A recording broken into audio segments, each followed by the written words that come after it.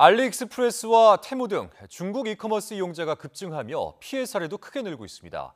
하지만 실제 법 규제가 쉽지 않아 소비자들의 적극적인 대응이 필요하다는 지적이 나오고 있습니다. 김선희 기자입니다.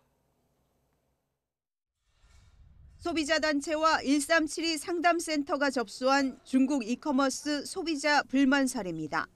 조사 대상은 최근 이용자가 급증한 알리익스프레스. 2022년 93건에서 1년 만에 465건으로 5배 이상 크게 늘었습니다. 서울에 사는 A씨도 가죽 가방을 샀다 품질 불만족으로 환불 신청을 했지만 계속 거부당하다 한 달 만에 돌려받았습니다. 인터넷에 찾아보니까 저 같은 피해를 가진 사람도 굉장히 많더라고요.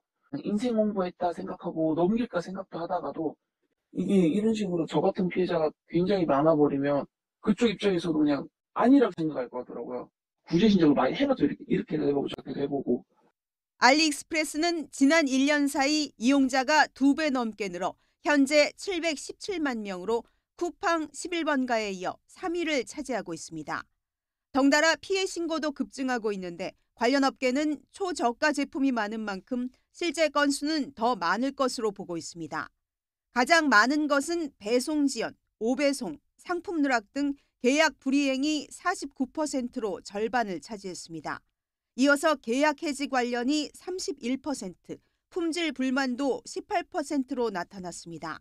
반품 처리의 절차나 이런 부분들을 소비자들에게 굉장히 지나치게 까다롭게 한다든지 번거롭게 하면서 소비자들이 스스로 포기를 하게 만드는 부분들이 그 소비자 불만 처리의 과정에서 좀 가장 심각하다고 보여집니다.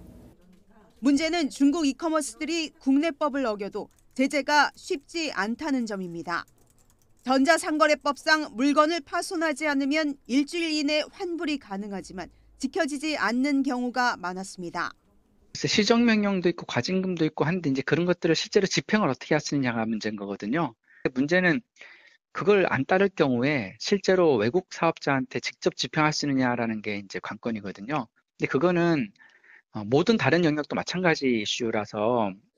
알리익스프레스 측은 이번 조사 결과에 대해 고객센터 규모를 늘리고 있고 서비스 개선을 위해 한국 인력 채용도 진행 중이라고 밝혔습니다.